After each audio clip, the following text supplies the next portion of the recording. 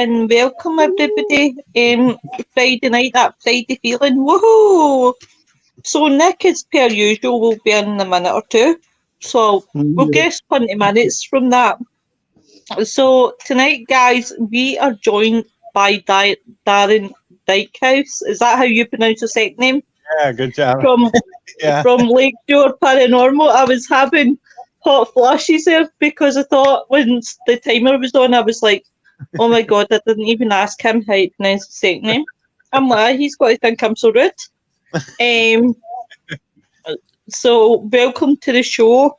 Just you. a quick hi to Irene. Hey, Irene. Irene, all the way from Japan. Oh, wow. No, I'll just share it. How was everybody's week? How's everybody's week going? Is anybody doing investigations this weekend? I'm probably Sunday. I'm going to a place called St Mary's Church Led. Get a lot of activity in there. So I'll be doing that, and I'll be posting probably Monday what we get. Yeah, we're into the quiet period for private cases now, so I probably won't hear anything till the end of January. So I'll probably go out a few times and do some local places just as a training thing. But yeah, I'm on a live stream. What? What about you? No, you're absolutely fine. What about yourself, Darren? Are you out at the weekend doing anything? Plan on probably trying to get in a few more cemetery locations. I like to go around some of these historical cemeteries. I have an atlas of all the cemeteries in the state of Michigan with over 3,800, and I just have a fascination for some cemeteries. And you need to come to my local one. Yeah, you guys probably got some absolutely massive for a cemetery over here. Yeah, and it's associated with Mr. Crowley. Oh, that'd be really cool. I mean, Michigan is a fairly new state, so there's a lot of older cemeteries, but they were unmarked, so they were lost with time, and it's really tough to locate some of these.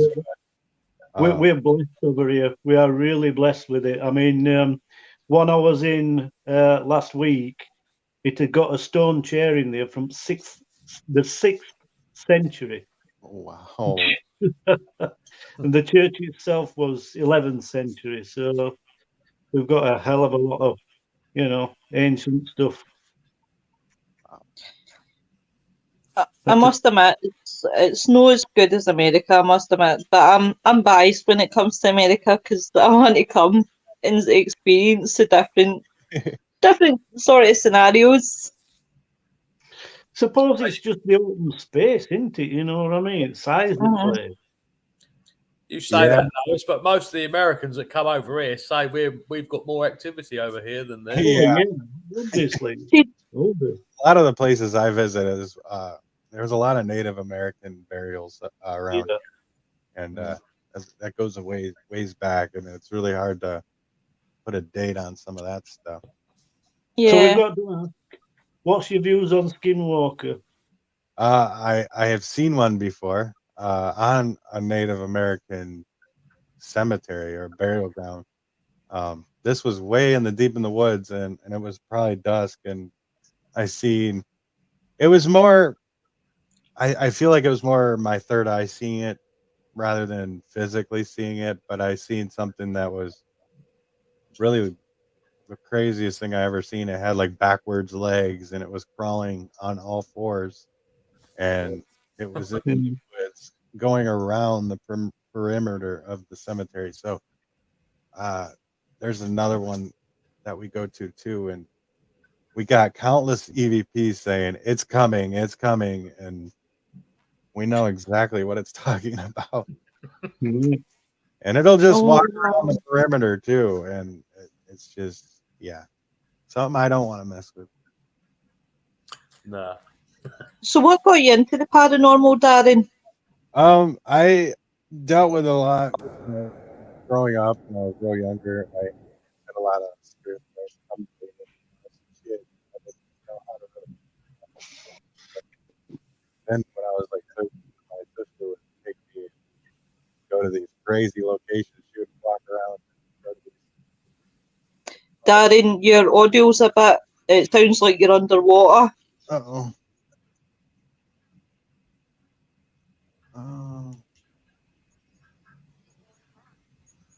How about now? Does that help? Yeah, that helped a lot. Thank you. Yeah. I just didn't want you thinking I was being rude. Like, No. she's growling at me. Mic issues all day. I don't know what's going on. No, it's totally fine. But yeah, I just grew up into it, and then it started getting more and more popular. Mid 2000s, but I started doing more of my own research in 2013, and then 2018 I decided to. I didn't actually get my license until 2017 or 18, so I actually just started going around locations. Some of my first videos on my channel is just me walking around cemeteries with a cell phone, but as the years go by, it kept growing and kept evolving, and we're almost at I'm almost at 7K, so we're close to 10K here soon, and we'll hope. I'm hoping by the end of the year, but that might be wishful thinking. But hey. Hey, never say never, Darren. Never say never. I was featured on TV this year, so it exploded this year with I never thought I would get this far. I'm just with a cell phone and walking around cemeteries, but I keep evolving. I had to teach myself how to edit and put these videos together and this and that, and it's been quite something. It's been quite the journey so far. Oh wow. See, How can you do all that? We all taking that. Yeah, it's tough. I put myself on a little bit of a crunch. Like I try to get a video out, 1 or 2 videos out a week. Some of these bigger YouTubers, they have editors, so they're spitting out videos every other day or every day, but it's not realistic when you're the only one doing it. Yeah. Yeah, I'm pretty much same. I put about 2 videos up, but they're very, very short. Yeah. Because I'm still using cell phone. I'm a bit of a technophobe, so I'm knocking on a bit now. So yeah, I'm still doing cell phone on a gimbal. But my followers like it, so what can I say? Yeah. And I'm similar to you. I do a hell of a lot of churches. Oh. But I'm inside the church rather than in cemetery. I'll take pictures from outside, give people a look at plaque, odd 1 or 2 features if there's some decent plaques and headstones. Wow. But usually it's a picture outside at church, and then I'm inside giving you a rundown of what's in there. And sometimes I get activity. So yeah, I bet you have some old churches over there. And yeah, I love churches and cathedrals. I just think they're absolutely beautiful, and we have some pretty beautiful ones over here. Well, just done one, Derby Cathedral, and I did one other week, Tideswell Cathedral. Oh, so wow. We've got a hell of a lot over here, a hell of a lot. Yeah, I want to do Bridlington. It's a massive cathedral. The only thing I don't agree with is they tend to charge. These bigger places tend to charge you to go in. I'm thinking, no, it's not a tourist place. You know what I mean? It's a cathedral, it's a church. I disagree totally. So usually I sneak in. That's the best way. I'm going to quickly run through some of these comments. So, hi, Irene. Hi, Bernette. Hey, Eric. Hey, Robert. Hey, Mark. Irene again. I've got a soundtrack for you. Hi, Bri. Eric says you do. Hi, Nicola. Nettie says, my reply to that would have been, I'm going, I'm going. Irene says, my friend has a Native American cemetery in her backyard property. And she has 2 shapeshifters on her land. I work with her to help her. Eric is right by the Michigan border. Wow, that's way up there. Hey, Robbie. Here, Hi. hey, Claire. Irene says she can't even get one video out. I feel your pain, sister. Near can I? Eric loves your walkabout spray. Irene says if you get any bigger, you could come and visit her in Tokyo. Oh, nice. Yeah. Hey, Lisa. We're just interviewing Darren Dykhouse from Lakeside. Please forgive me, Darren. Lakeshore Paranormal. That's a shopping centre here, that is. All right. Just you leave me alone. I'm knowing the ball. Robbie says you should visit Scotland. It's filled with castles, abbeys, monasteries, and cathedrals. Yeah, definitely. Up here comes that. Oh, it's not so bad. It's 8:15 tonight, boys. Hey, Nick. What's up, guys? Sorry I'm late. Well, 5 minutes. Hey, Darren, good to see you again. Hey, nice. Long time no see. Yeah. Last time I saw it was on Joe's show. Yeah, that's right. But yeah, I found that when I first started investigating, I just felt it was castle, castle, castle, castle. And I know a lot of people would scream out and say, oh my God, a castle to investigate. But I'm like, oh my God, no more. Please, no more. I would rather be doing churches and asylums and things like that. That's where I want to more go than castles. The problem with Scotland, I think there's something like over 250, maybe closer, more than that, full of castles. And if you've seen one castle, Darren, you've seen them all. So it's that kind of, I want a chain. I can imagine. Well, We can't agree with that. cool, but They're all different. I saw there's 450 castles in Scotland. Thank you, Robbie. I knew you had the total because we'd spoke about this. I often Right, wonder Nick, I'm putting my hands up because you and me argue like this. See, I've often wondered like how many castles there were in Scotland. Oh, Nick, honestly, there's like castles everywhere. Literally. Oh boy. Yeah, it's the Good same down evening here. to everybody. Anyway, good evening to everybody. And has anybody got any questions for our guest tonight? Battle sites up in Scotland, but do be great to do. So, tell me, where's the favourite place you've investigated, Darren? Here we got a ship. I've done a few big ships over here that they've converted into museums, and I've always been fascinated with the big boats, and you know, who wasn't fascinated by like Titanic and stuff like that? But Yeah. I'd probably get it from my father. He was in the Navy during Vietnam, and but anyway, I did a investigation at the USS LST 393, and it's parked here in Muskegon, Michigan, and it was once a basically a battleship or what they call like a carrier, not an aircraft carrier, but like something that would carry tanks and stuff, and they would make runs on D-Day to Omaha Beach. So it seen some action during World War II on one of the most biggest, infamous beaches, and to be on that ship was something else, and there was a lot going on in there. Oh, wow. Wow. I can't honestly say I've ever did a ship, so that would be on my to-do list then.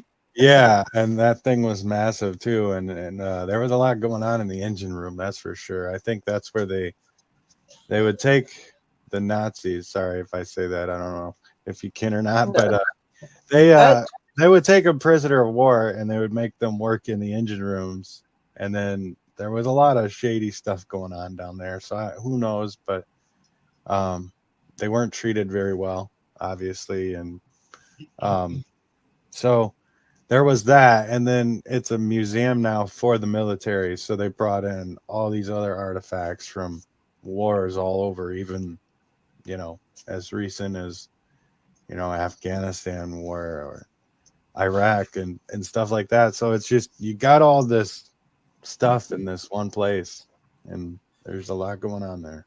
Sounds like a lot of like what you just brought up, especially during World War II, like you said about the Nazis. That it sounded like they were treated like prisoners of war. In my mind, the way how you described it. See, the prisoners of war over here, especially in Yorkshire, anyway, basically got integrated into our society. They were allowed out of camp to work in community, and went back at night under trust. Wow. And they stayed after war. Obviously, they thought it's great here. We're stopping. I guess it worked out for them, I guess. But yeah, I mean, it's not as bad. I mean, I'm not sure how they were treated on the LST. I can't really say that for sure. But we do have a prisoner of war camp around here too that I go to quite a bit, and it's just nothing but ruins now. And but a lot of people actually said they weren't treated that bad there. It was more of a work camp. They kept them there, and then who knows what happened to them after that.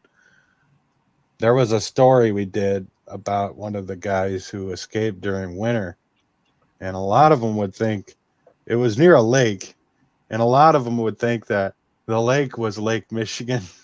Yeah. They swam across the lake. There was an instance where 2 people tried to swim across the lake, and one of them drowned or something, but they thought it was Lake Michigan. So they thought maybe by swimming they would get to Chicago or somewhere. Oh, but that didn't work out so well. But Lake Michigan, you couldn't do that across Lake. Knowing how cold the waters are of Lake Michigan, since I live in Chicago, knowing how cold it can get, you're trying to swim all the way across, you're not going to make it. No, thank you. Annette is asking. Oh, yeah. Sorry, and you go, Nick. What's that? Oh, yeah. Well, one of them, we did an investigation where one of the guys actually tried. I don't think the guys that swam across the lake was in winter. I might get that confused. Don't take my word for it. But there was another one where a guy did try to escape during a blizzard, and he ended up falling through one of the creeks, and then he was trying to survive after that, and obviously he ended up freezing to death in what they call now a demon tree, which I don't know why they call it the demon tree, but because he was the only one that died there. And I guess there's a lot of superstitions. We go there, and we got I've actually heard of that story, and I'm kind of with you on the same page there. I don't know why they call it the demon tree. I mean, the name, it just doesn't make sense. Here, that's why. Wait, what, Ian? I said Zach Fagan's wet there, that's why. Oh my God. that man would drive you to drink. And it's asking, have you come across anywhere that you've left because it was too scary to stay? I was with an old friend of mine. She was a medium, and we were asked to do a cleansing for this house, and this guy wasn't even living there anymore. The activity was so bad. He was getting electrocuted basically in his sleep. He would see this shadow figure standing over him, a real nasty spirit. But whether it was demonic or not, I don't know. We think it really was, actually. But anyway, we got there. We were setting up our gear. I had just turned my camera on, and we heard a big crash upstairs, and it was being remodeled a little. So he was in the process of taking a lot of things apart, and there was a bucket of glass upstairs that flung across the room, and we heard it so loud, and it felt like whatever happened, it made the whole house shake. I mean, at that same time, and I know it was mad. We were there. It was pissed off. We already figured, let's not take our chance. We've seen what it did upstairs. We've seen the glass everywhere, and yeah, we left. Where is this house? Because I've got someone who loves to be a trigger object. That I'm sure they're like electric shocks every so often. Yeah, that was a private home near where I'm at, but I still to this day I think that house is empty. I don't know. Been down there in a while. Now, this is why I wanted to get to what Irene said. There's some islands. Sorry. There's some islands around Japan that still have bones laying around on the beaches. There's a recovery system, but that on Okinawa Island is not alone and being haunted with beaches you can't visit at night or they will take you away. No body will be found. Whoa. Wow. That actually reminds me. Speaking of Joe, here he is watching. Hey, Joe. Hey, Joe. Hey. That kind of reminds me of the Nevada desert. Cliff has got a question for you, Darren. Did you ever read any of Rosemary Ellen Bewley's books or seen her interviews? No, it does not sound familiar, but definitely something I could check into. Well, you've probably seen her on some like the older paranormal shows. She was on a lot of them. Yeah. Yeah, go ahead. No, yeah. No, you go ahead. I probably have, I've watched. I was going to say, I think one of her most last appearances, because sadly she died in 2019. I think she actually appeared on the first season of Paranormal Caught on Camera. So she was kind of all over the place. So it's not just her books. Also, I've actually had the opportunity to meet her a few years prior to that. So I know she's written a number of books over the years. Wow. See if I can reach this. Ooh. Sorry, I was just joking to death. Don't worry about me, folks. I was part of a book here. See if I can see that. Yeah, I can. Oh. A Haunted Muskegon talks a lot about the history. My hometown, right here on the Lakeshore. A lot of interesting facts. I have a pretty big write-up on here too. I do have a book just like that, but with a different title. I got the Haunted Chicago book, so obviously. Oh, nice. Yeah, I like that they do those. And my friend Marie Cisneros, who wrote that book, she's working on a Haunted Nuevo, and she wanted to use a couple of my photos that I took. Well, that's great. Yeah, that's awesome. So yeah, I love working with her on some of these projects, and I'm hoping to start something myself because that would be really cool. I have a lot of stuff to share, and it's hard to, get it all out on interviews and stuff. So, in my head, yeah, it's hard to do. Darren, what tribe is native to you? We have the Ottawa and Potawatomi tribes here. I'm trying to think. I think it was mainly Ottawa and Potawatomi. I'm trying to think if there was another one around here, but there was a county that I grew up in was named after Ottawa. It was Ottawa County, but it's surprising how many tribes there actually were. And most English just wouldn't have a clue. We know the literatured ones, Sioux, Apache, and all that feature in films, but there were so many that's never ever been mentioned, really. Yeah, I can imagine. Surprisingly, in my neck of the woods, we've got North American Indian Federation officers, which is I learned a lot from. I thought, why here? Well, yeah. apparently they can't set up. A lot of them can't set up in America. There's no facility for them. Wow. Yeah, that's I yeah. can There lay needs to claim. be more on that here. It's I'll be back in a minute, guys. I can lay claim to a fake one. Grey Ale came from Hastings. Yeah.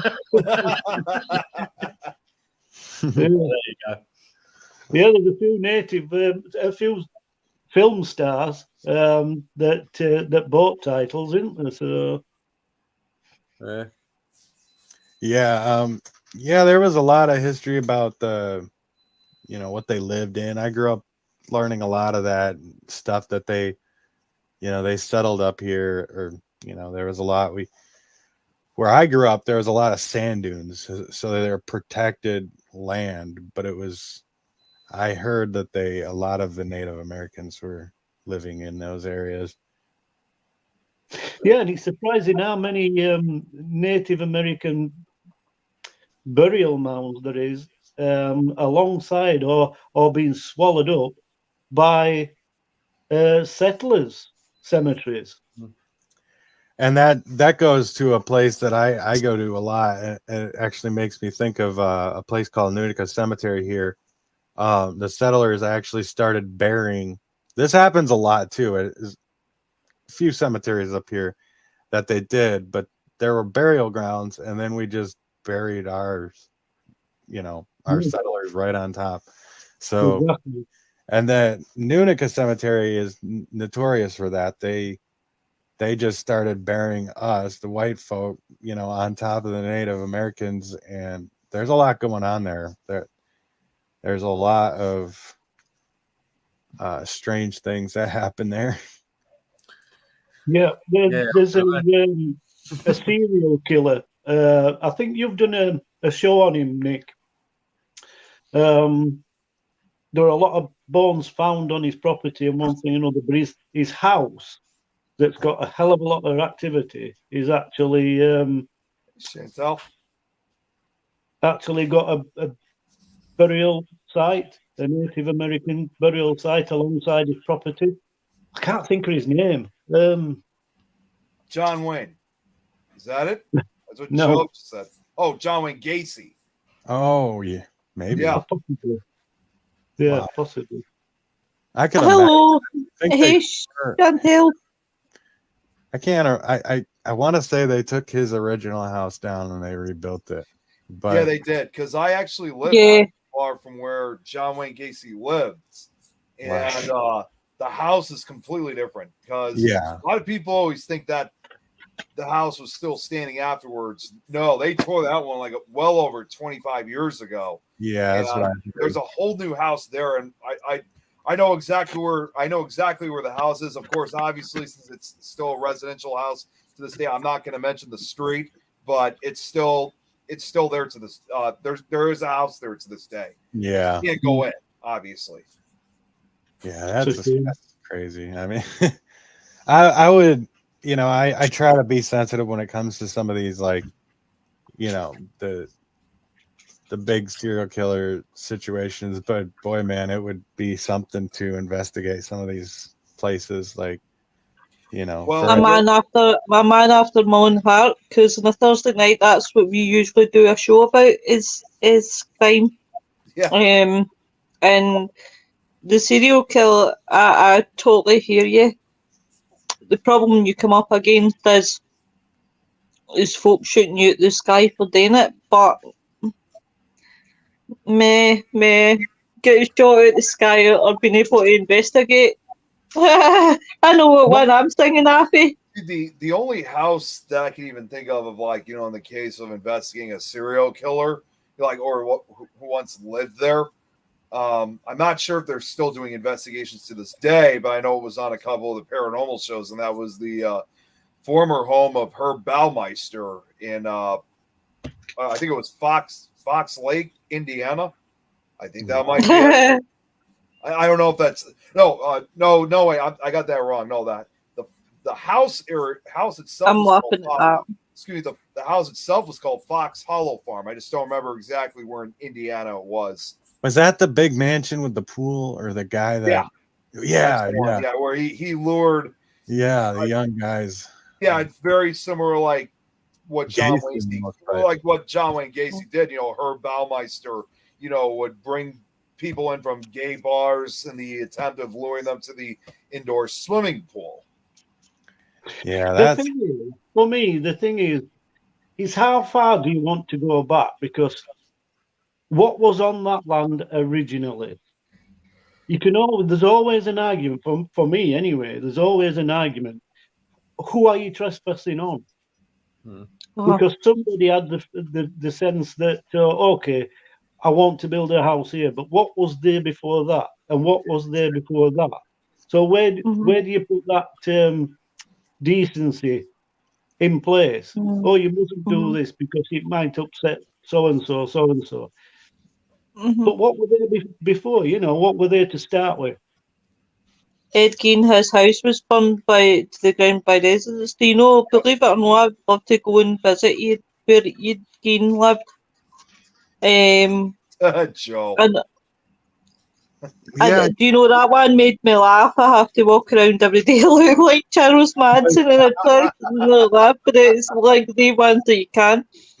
I love things like this. I mean, again, I'm passionate about paranormal, but I've also got passion about serial killers, and I would be really interested, like, because I mean, people kind of frown upon you when you say who's your favourite serial killer and things like that. But I would have to say Ed Gein for mine. So yeah, I'd be interested to say Ed Gein. You know, it's the same as when they made the Texas Chainsaw Massacre. A lot of people travelled out to see that house, and it was hilarious because the owners were getting seriously pissed off with it. I always had a question about the scene was how many people did he actually kill in his home? Because from what I know, he only killed the old lady at the store, and then he dug up a lot of the bodies. But did he actually really kill anyone? They said supposedly really just 2. And I know that the term changes, you know, for different countries, but you know, here in America, if you kill 3 or more people, you're considered a serial killer, I believe. And correct me if I'm wrong, Lois, Brian, I think in the UK, I think it's 2. I'm not entirely sure. No, 3 for a serial killer. Yeah. Okay, so same. Okay, so same over there. Yeah, same. So, yeah, that's usually kind of where the term comes from. But in this case, because Ed was really only supposedly positively identified for killing 2 people, he's not really considered a serial killer. He still is a killer, just not with serial. But yeah, like you said, there was actually 2 murders. There was 2 murders confirmed. If my mind serves me right, 2 murders confirmed. He was suspected of 7, and he had 9 corpses that he mutilated. Jeez. It might have been also the corpses. Yeah. Could be. You're disturbing the rest, and I feel like that would have really brought something to that land, and yeah. Yeah, definitely. I believe it. Definitely do. Because the whole of the list of what they found in his home was whole human bones and fragments, a wastebasket made of human skin. There was human skin covering several chairs, skulls on his bedposts, female skulls, some with the tops sawn off, bowls made from human skulls, a corset made from... Sorry, I should have said strong viewers' discretion advice for this, but I'm away by it now. A corset made from a female torso, skin from shoulders to waist, leggings made from human leg skin, mask made from skin of female heads, Mary Hogan's face mask in a paper bag. Her skull was in a box. There was an entire head in a sack, a heart in a plastic bag, and I could go on with the list of more, but there was...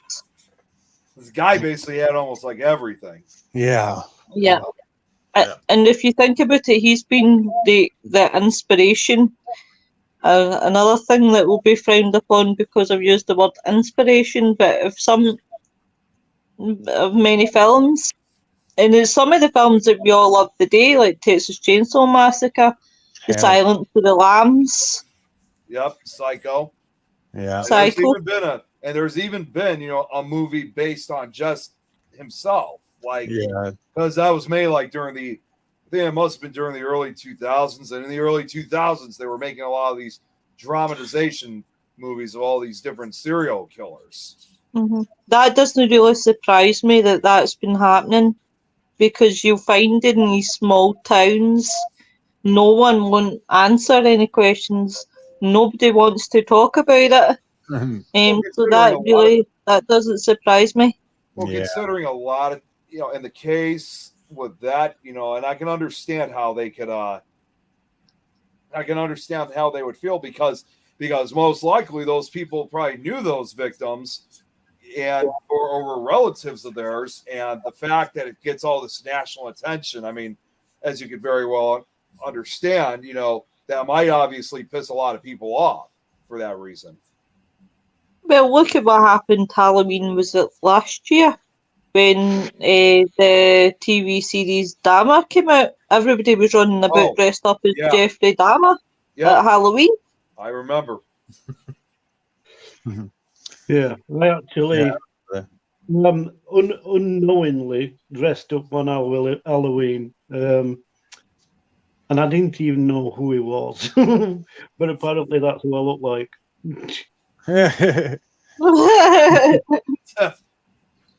He died in Mason rocket chair. That doesn't surprise me. Yeah, because Dahmer, on the other hand, he was murdered in prison. Which the crazy thing is about that, being an hour away from the Illinois-Wisconsin border, that prison where he was killed is literally just an hour away from me. So I'm not even that far from the prison that he was killed at. We passed it a couple of times, as a matter of fact. Mm-hmm. Ian, you're awful quiet. I'm listening. That's why. Right, come on, ask a question. Oh, what's the place you'd most like to investigate?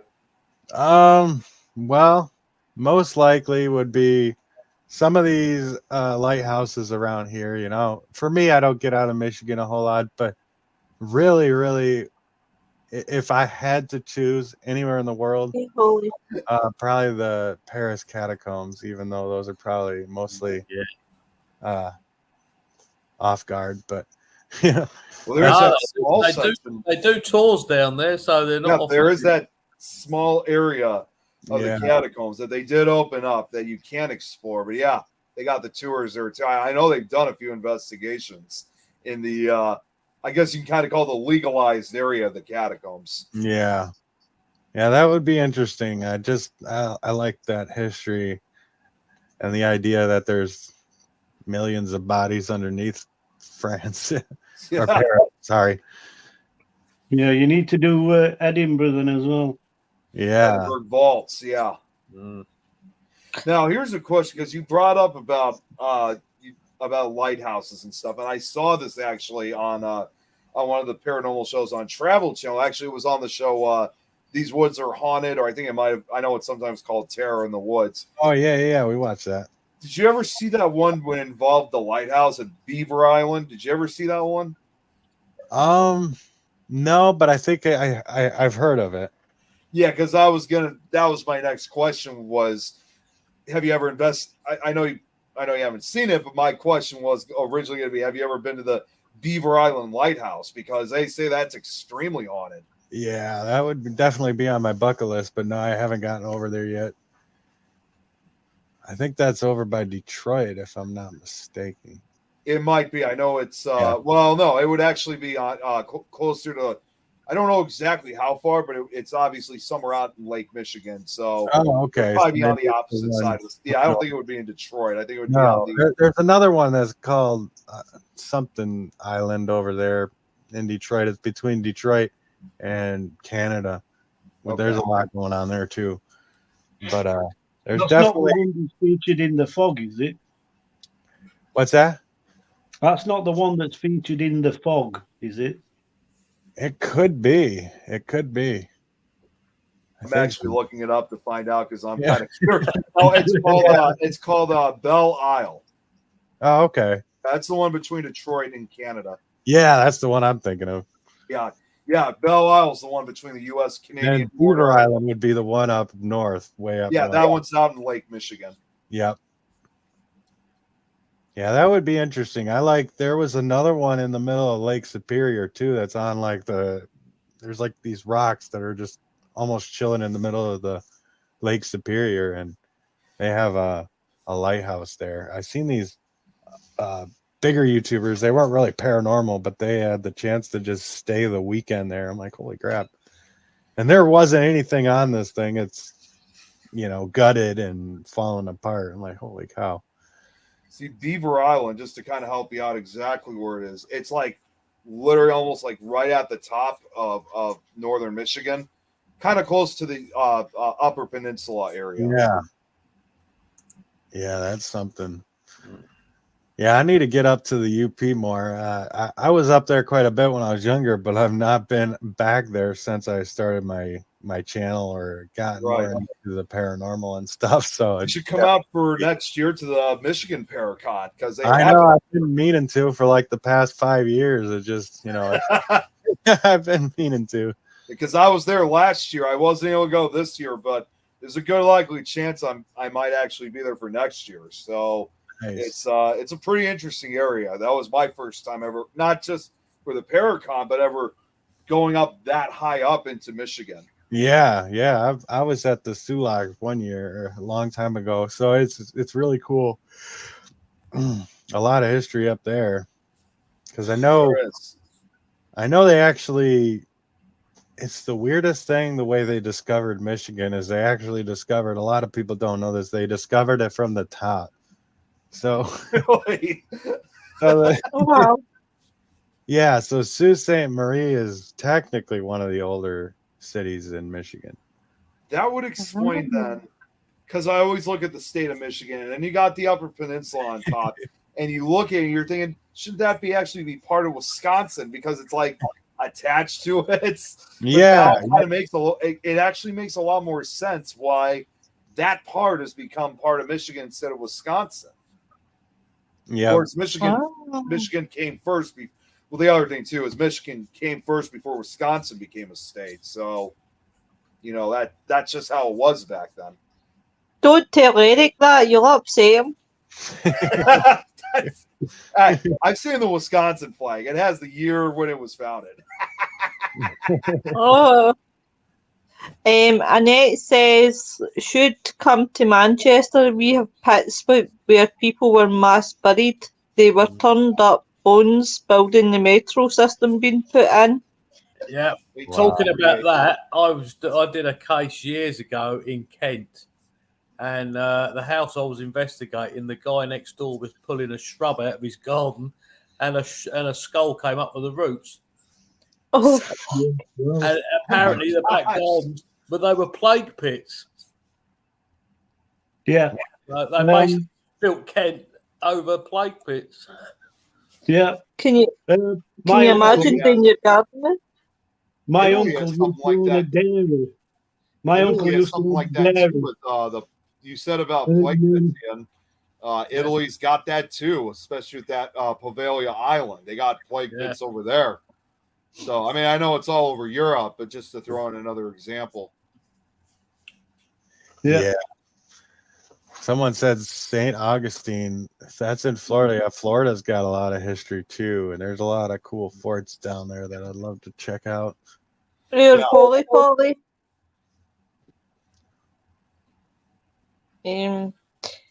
But I must admit, that would have been some find for that poor guy just out doing his gardening. Nicholas? I was actually there. He sort of pulled the shrub out and he got the roots out of the grass. So he's dug all the way around it, pulled it out, and this skull was attached to the roots. Oh my god! Oh my! Blimey! Wow. That would be good job. Nothing else came up with it. That I would be worried. We did a lot with bodies during plague. My uncle had a dairy. and he needed extra space, and the entrance, underneath the entrance, because the place used to be an inn back in the day, and they found this hatch that had been filled in with concrete. So they dug it out, and there was a cellar beneath it with a load of beer barrels. And there were 8 families being put in these barrels and sealed in, victims at plague. Blimey. Could be, Eric, could be. It's one way of getting your garden turned over for free by the police. That's what I said. Yeah. There you go. Oh my god, it's just like one of those ones. But, Bride, do you want to ask any questions? I've asked already. Ages ago. I know, but I don't want you to feel left out. So, do you want to tell people where they can find you, Darren? Yeah, I'm posting more on YouTube lately. I have TikTok, but I don't just do little highlights of my regular long form content from YouTube on there. So TikTok's a little more random, but if you're here for the paranormal, my YouTube channel, Lakeshore Paramormal, I try to post a couple of times a week on there. Now they have the whole short form, shorts on there too. So I do some short form content as well. So, a little bit for everyone. And I do have a Facebook page. I try to keep everyone posted on new videos that come out. So yeah, I venture around the Lakeshore area of Michigan and find different cemeteries, or sometimes I do private investigations or private homes and different ships in the area. But yeah, I try to keep it local, mostly.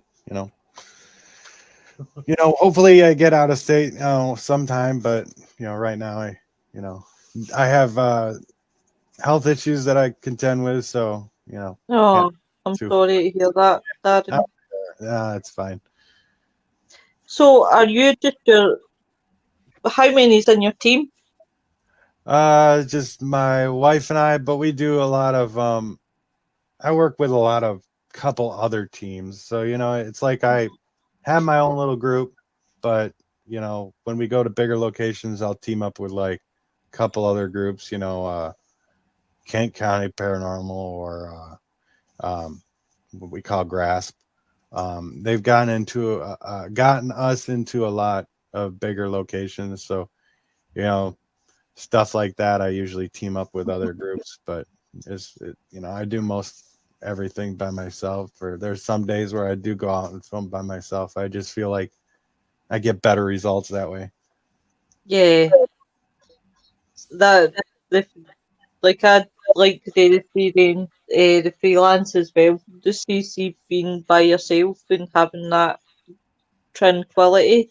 Yeah, I don't do it like as much as I used to.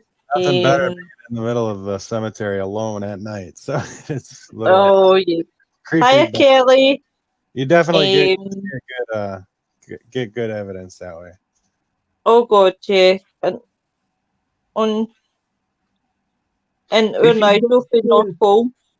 If you got the chance to go anywhere, where would it be?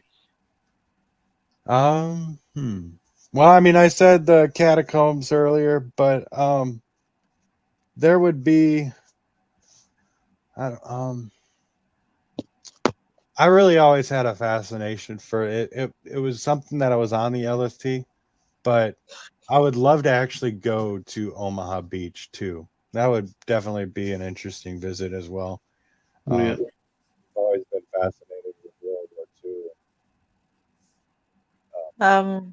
All the battles there and everything. And I know a lot of from World War I too, a lot of the trenches I read up on, and it's funny how that a lot of the trenches that they had are now just farmland and houses. So I've heard of people, seeing soldiers right in their own homes. So it's interesting to hear about that too.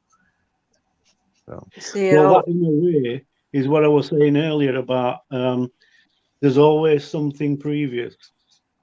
Yeah. And there's always something. I believe we had a Native American family near where on our house. A lot of weird things have happened to our own home that I can't explain. I've actually seen a Native American right out back behind my house. Someone else owned that property and they just sold it, so now I think they're going to be building on it, and I don't know if they're going to disturb anything or not, but we'll see. But my neighbor also had some depression issues, and he unfortunately lost his life due to that in his garage, and that's just right over there too. So we try to be respectful there. I've seen him walking around, sometimes I see spirits, and I've seen him wandering around from time to time, and I do my best to help him, but his family's still here, so I think for the family. Yeah. No, I get what you mean. And It's horrible situation. This house burnt down completely to the ground in 2017. We lost everything and then rebuilt it. So a lot of crazy things happening here. Oh wow! I mean, not oh wow, like your house burned down. Yeah, I know I know that sounds like what I'm saying is, oh wow, your house burned down. That's not what I'm meaning. Meaning it's the crazy stuff that's been happening. It's obviously not an old house, like he was saying. It could be the land, it could be everything else. There's a brand new house almost, and some things happen. Yeah. So. Yeah, quite a lot of what I deal with is the land rather than the properties because of 1066. Yeah. You're getting asked where you're from. I forgot since last we talked. Dylan or Darren? I'm presuming that's you that they're referring to, but I just didn't want to stand correct them. Well, I mean, yeah, if he's talking to me, I'm from Michigan, Muskegon, Michigan. I grew up in Grand Haven, Michigan, so a lot of beach areas and lighthouses and stuff like that. Oh no, go ahead. I was looking at the name and I'm thinking, please don't tell me that I've put Darren on the advertisement and it's actually Dylan and I've spent 53 minutes calling him Darren. No, it's just Joe. Yeah, it was totally. You get it. Okay. No, I'm picking on him. What did I miss? Joe. Yeah. Joe nearly giving me a heart attack. I thought I'd just spent the last 53 minutes calling Darren when I should have been calling him Dylan. No. I was going to say, that poor man's been sitting there going, to me. No, you got it right the first time. That's good. Thank you. You had me sweating there. I think it was one of the, when we came at the end of the show one night, and obviously I always say what's happening next week. And it was somebody that Brian invited on, and I got their name wrong. I said, I said Billy Baker, meaning Brian Baker, and I went, oh no. No, Billy. I'm like, what? So I had to do. It's the same as I called one of the guests. It was Bobby, and I said Booby, and I meant to say Bobby. Oh my god. Yeah. So we all have that time. I always have that time slip, so don't worry about it. But I just want to thank you for coming on the night, Darren. It's been brilliant. Had a good time. You know, of course, we'll have you back on as always. Yeah. Yeah, hey, I'm usually around, so anytime.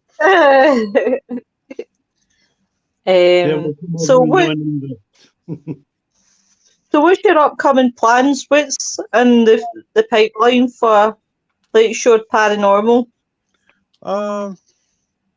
Well, I got a couple more cemetery videos coming out. I got Lake Forest. I revisited there. It was actually in my hometown.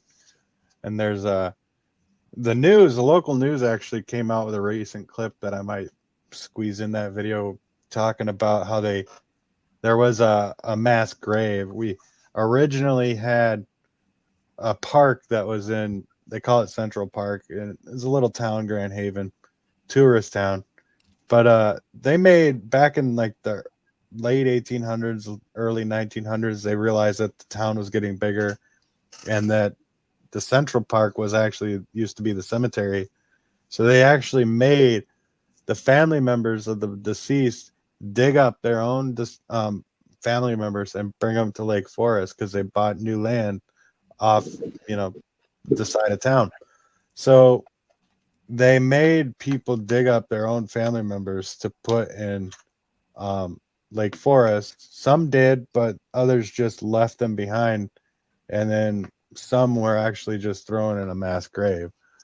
So that's interesting, and it's sad to think about, but a lot of people were just shoved into a mass grave there.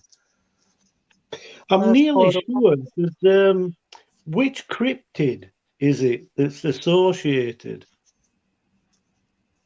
I'm sure there's a particular cryptid. Is it Mothman? Oh, we up here in Michigan, my wife actually had an encounter with what we call a dog man, and the Michigan dog man. Yep, I know that's like Michigan's like cryptid. Hey, yeah, she had an encounter with one in the Allegan Forest, and some thick woods down there, and yeah, she couldn't explain it, and it looked like a bipedal wolf or German Shepherd face, kind of. Yeah, it's pretty interesting. Yeah, they've been having. I know that's been seen over in the Allegan County wooded areas since 1887. So like for over 145 years, almost 145 years now.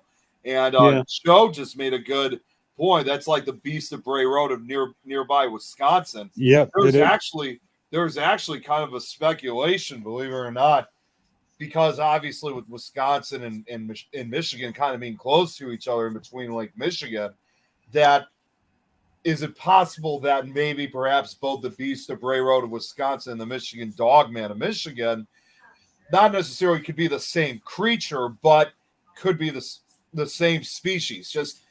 It's just being called what it is in Wisconsin, and then it's being called in Michigan. So there's a real speculation on, in other words, that the Beast of Bray Road and the Michigan Dogman could even be related. Yeah. Yep. Yeah, it is. It's interesting. I know they even made a song about the Dogman. I don't know if you ever heard of that, the song that they ever did before. Yeah. They played it originally on the radio. Steve Cook, the legend. Yeah. Yep. He originally released that back in 1987. So on the 100th anniversary of, the first ever sightings. And Joe's been investigating it. Investigating the Beast of Bray Road himself, so he's very familiar with the Dogman phenomenon. Yeah, it is interesting.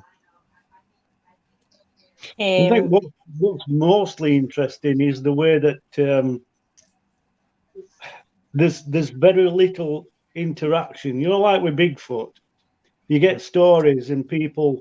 There's a connection, an interaction with Bigfoot, whereas with Dogman, there's none. You see what you see, and that's it.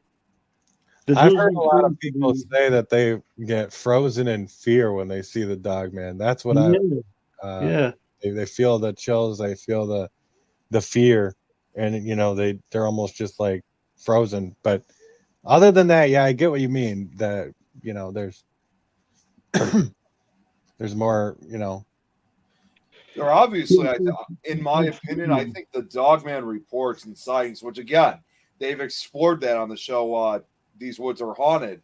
I think the Dogman encounters are probably far more frightening than like your typical Bigfoot encounters, because you see a lot of times that, you know, like you always hear a lot, you know, when it comes to Bigfoot, it's usually more of a gentle creature, unless like you're in the southern states where they are said to be more aggressive. But most of the time, it's usually, you know, not an aggressive encounter or anything. With the Dogman, on the other hand, it's almost a completely different story. They seem to show very aggressive behavior, and it's not only just, you know, Wisconsin and Michigan that have had these Dogman sightings. I mean, they've had them throughout Minnesota, as far north as Minnesota. Ohio's had them, and as far down as south as Texas, and far east, I think, as North Carolina. So they're kind of all over the country now. Exactly. Yeah, it's interesting. It is really is an interesting one. Yeah, they're. I mean, yeah, they're all over the place. But like I said, like the most notorious ones are the ones in Wisconsin and Michigan, understandably. Yeah, we do. We talk about it. It's more my wife's thing. She got me into the Dogman, but we go out and try to, you know, look for them, even though I don't know what we would do if we ended up really finding them. But you know, it makes for good content. For my content, it's really about getting the knowledge out there to the people. You know, I want people to see like, oh, what's going on around here, you know, and the facts, or you know, one of them was just a story of someone seeing the Dogman recently, and we were talking about it, and we went to the location, showed everyone, and you know, it's fun. I find that fun. So yeah, Darren, what I'm gonna have to do at some point, I'll have to send this out if I'm able to find it. That is, I mean, I don't know if the website is still up, but fortunately, I copied the images, the information regarding it before it disappeared. But there was supposedly like 3 or 4 trail cam photos that supposedly captured a Dogman. oh, wow. And when I'm talking about that it captured a Dogman, I'm talking also. Oh, we just lost Ryan. There he is. I'm talking like literally up close and personal, because in the first picture, the trail cam is positioned the way it's supposed to be. Like you don't see anything but nearby woods. And then the next photo was taken because it was a motion sensor trail cam. This was taken back in the early 2000s, I recall. Next thing you know, the first photo that shows up is this big. You could see it's a huge eye, and around it you could see what looks kind of like that of a dog, but the eye itself looks kind of like brown amber, almost like a human eye in the first photo. Guys, I need to bow out because my boy's coughing just now, but it was really nice to have you, Darren. I'll let you continue the conversation, and I will catch up with you real soon, guys. Have a good weekend, and thank you for everybody watching. Darren, thank you again. We really do need to get you back on, honey. Take care of yourself, everyone. Bye. Bye. Bye. Bye. Bye. No. So anyways, like, so that was so it captures this eye on the picture, and then when the second photo was taken, it looked like whatever was standing in front of it, the trail cam seemed to have been knocked over, and so in the next photo you see like what looks like its foot looks surprisingly human, but it has like dog-like claws on the end of it. It's got like kind of like a beige kind of colored fur on it. And then the third and final photo looked like what captured what must have been like a muzzle with teeth, almost in a way, like dog-like teeth. It's like really impressive. I'm gonna have to find those pictures and send them to you and get your opinion on it, because yeah, I'd like to see those. I mean, I've obviously seen what, you know, wolves, coyotes look like, and this is definitely not something that, especially when I later found out how high this trail cam was. Wow. It was definitely too high enough for a coyote or a wolf to like reach for this trail cam and knock it down. So whatever this thing was, it was definitely not a coyote or wolf. So, they're saying that this is probably some of the, I guess you can kind of say, best proof that this is supposedly the Michigan Dogman. Wow. Yeah. That would Sounds be very lichenish, that though. That description you've just given, very lichenish. Wolfman. yeah. Yeah, it's like a wolf man of some sort. Like I said, I know I have the photos somewhere, but if I do find them, I'll definitely send you a copies of them, Darren, so you can check them out Yeah, for yourself. definitely. Yeah, I would like to see that. I pass it along to my wife. She's definitely into that stuff and the Dogman, and she got me more into it. And yeah, it's definitely intriguing. I like cryptids in general. You'd be surprised how many we've got over here. The people are less likely to open their mouths. This is the problem.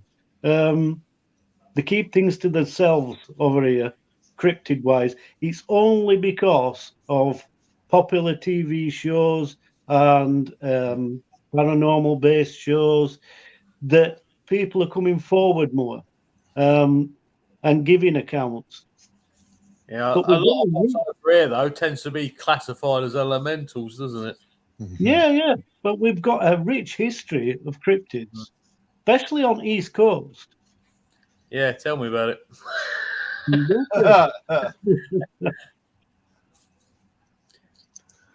Yeah, we've definitely got stuff running around in tunnels under this town up there, you know. Yeah.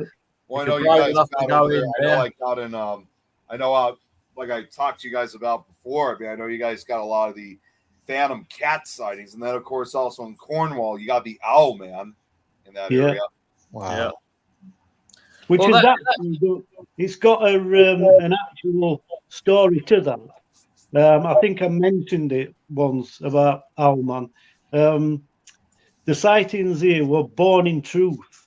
It was a foreign Eurasian owl, I think it was, something like that anyway, a large owl that had escaped from captivity and terrorized this neighborhood for quite some time. It stopped when its natural life cycle came to an end.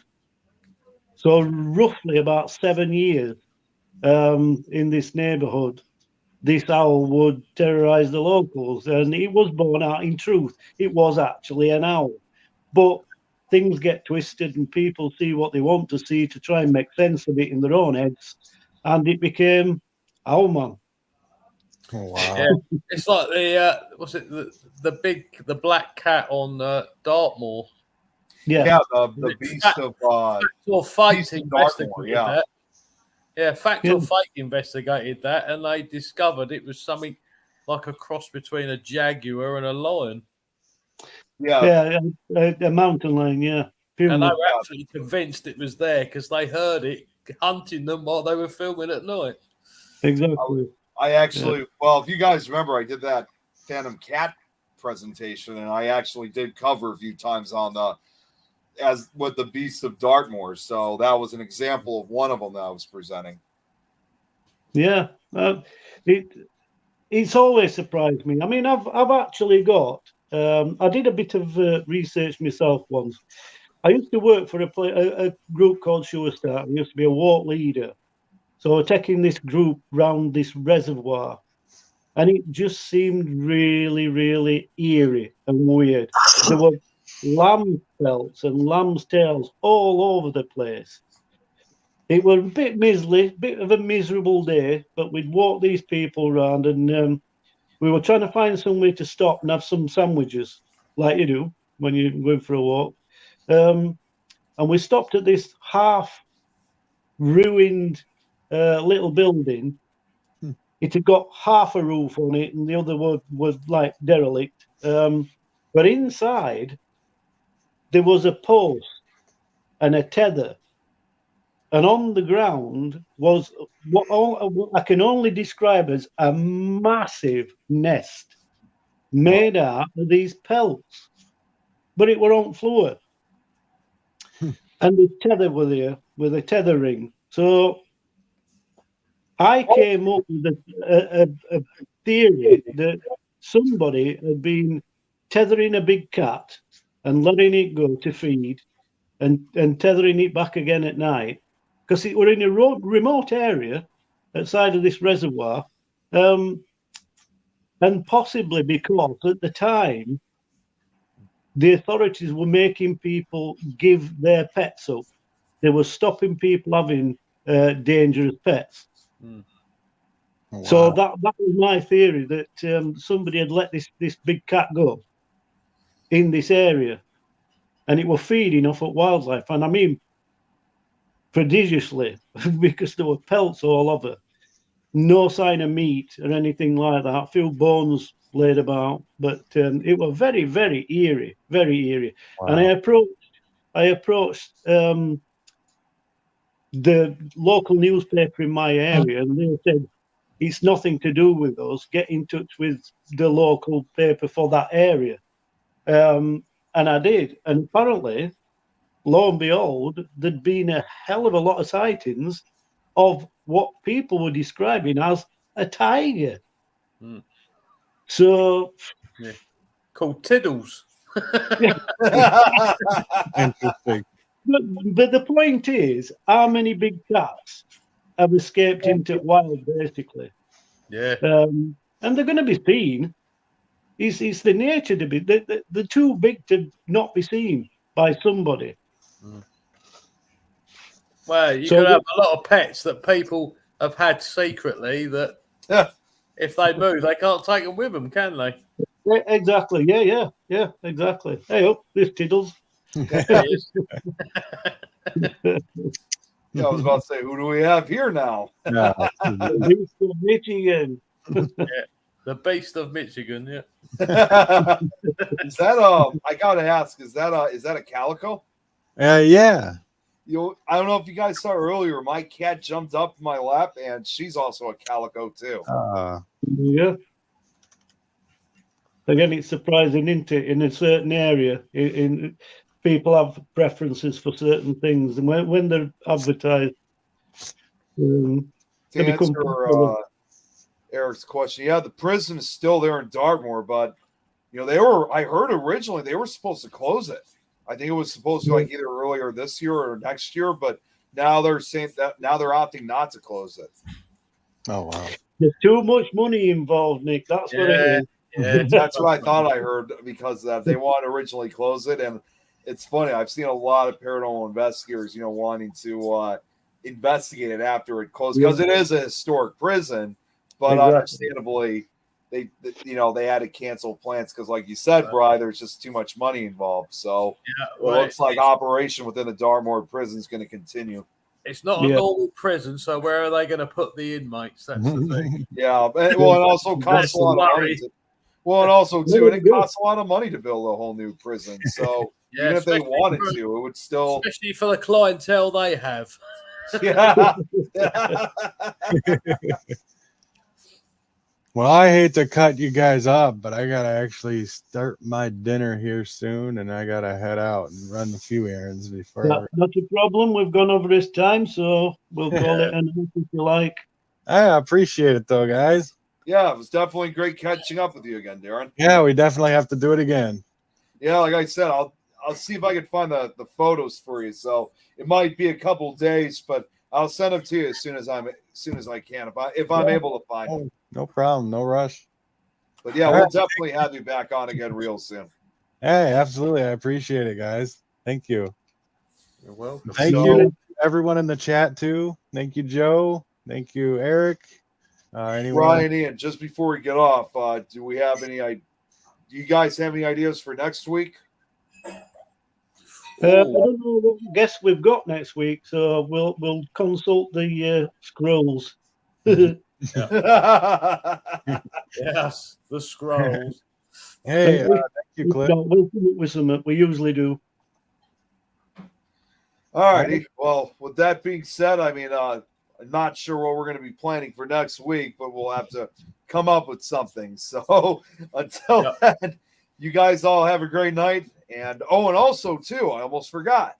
Of course, I know it's the day right afterwards. I also would like to wish everyone have a wonderful and happy Thanksgiving. Yes. And we'll see you guys next week. So happy Thanksgiving, everyone. Yeah, happy Thanksgiving. Happy